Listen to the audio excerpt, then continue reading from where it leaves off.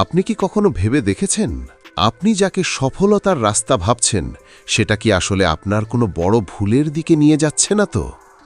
আমরা সবসময় ক্ষতচিহ্ন দেখি, আমরা সবসময় তাদের গল্প শুনি যারা জিতে ফিরে এসেছে, কিন্তু যারা ফিরতে পারেনি, যাদের গল্প কোনোদিন ডায়েরির পাতায় লেখা হয়নি, তাদের সেই নীরব চিৎকার কি আমরা শুনতে পাই?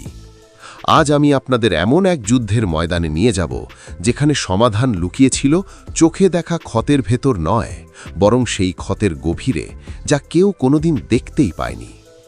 Hello and welcome to chronicle studio, story in Bangla, যেখানে বিশ্বের কিছু বাছাইকৃত গল্প শুধু শোনানোই হয় না, গভীরভাবে ফিল করানো হয়, যার এফেক্ট তোমাকে গল্পটি মনে রাখতে বাধ্য করবে।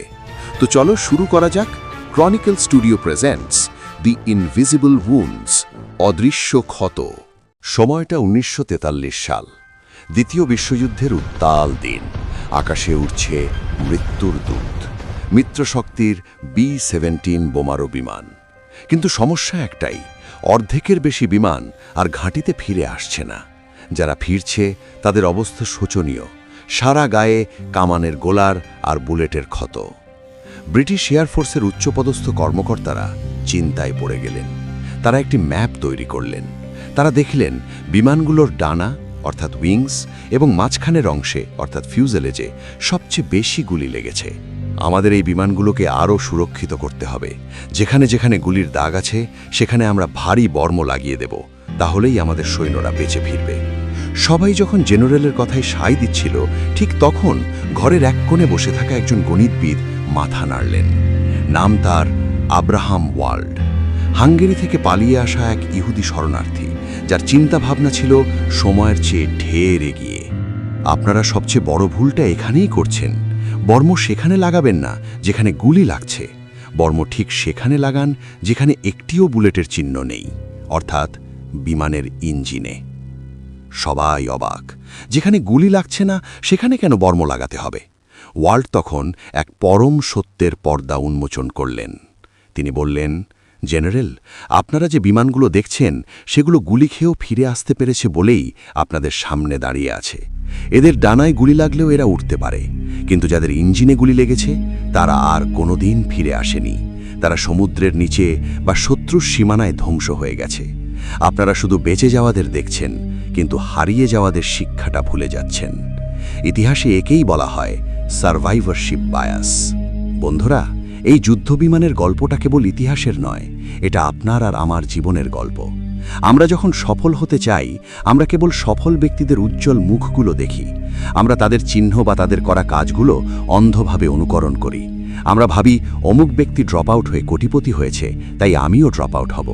কিন্তু আমরা তাদের দেখি না যারা ড্রপ আউট হয়ে অন্ধকারে হারিয়ে গেছে। এক, ব্যর্থতার নীরব পাঠ। সফল মানুষের সাফল্যের গল্পের চেয়ে অনেক সময় বেশি গুরুত্বপূর্ণ হল সেই ব্যর্থ মানুষগুলোর গল্প জানা, যারা আপনার মতোই চেষ্টা করেছিল কিন্তু কোনো এক অদৃশ্য ভুলের কারণে হারিয়ে গেছে। 2, আপনার ইঞ্জিন কোথায়? আপনার জীবনে এমন কিছু জায়গা আছে যেখানে এখনও আঘাত লাগেনি। আপনি ভাবছেন আপনি নিরাপদ, কিন্তু মনে রাখবেন সেই জায়গাগুলোই সবচেয়ে বেশি সংবেদনশীল। আপনার স্বাস্থ্য, আপনার নৈতিকতা বা আপনার পরিবার, এগুলোই আপনার জীবনের ইঞ্জিন। এগুলো ভেঙে পড়লে আপনি আর কোনোদিন ঘাঁটিতে ফিরে আসতে পারবেন না। আমরা আয়ানের গল্পে দেখেছিলাম সে পাহাড়ের চূড়ায় গুপ্তধন খোঁজেনি, সে খুঁজেছিল নিজের আত্মার শক্তি। ঠিক তেমনি আব্রাহাম ওয়াল্ড আমাদের শিখিয়ে গেছেন, যা চোখের সামনে দৃশ্যমান কেবল সেটুকুই সত্য নয়।